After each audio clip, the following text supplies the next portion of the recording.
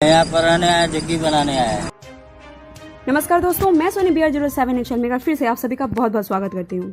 तो दोस्तों, बिहार की सबसे बड़ी समस्या बाढ़ है, जो कि प्रत्येक साल आती है और लोगों का जनजीवन अस्त व्यस्त करके रख देती है।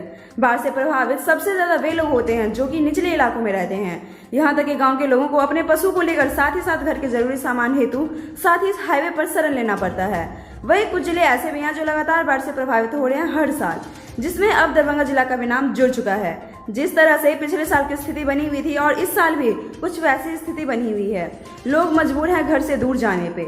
आप देख सकते हैं कि किस तरह से हाईवे के निचले इलाके में जितने भी घर थे वो सभी खेत खलियान थे और वो सभी तहस नहस हो चुके हैं फिलहाल।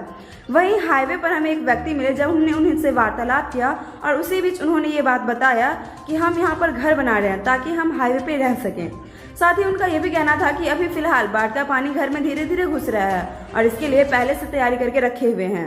तो दोस्तों, अगर इसी तरह की स्थिति रही तो आम जनता किधर जाएगी? आम जनताओं का ख्याल रखना हमारे प्रशासन तथा हमारे अधिकारी का काम है।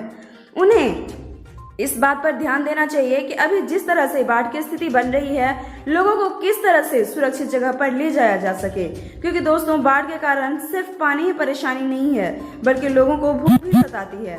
अभी फिलहाल कमला नदी उफान पर है और स्थिति और भी बिगड़ाल हो सकती है। फिलहाल कुछ लोग अभी से ही हाईवे पर रहने के लिए मजबूर हो चुके हैं। फिर मिलेंगे अगले वीडियो में, तब तक के लिए शुक्रिया। फिर मिलते हैं, शुक्रिया।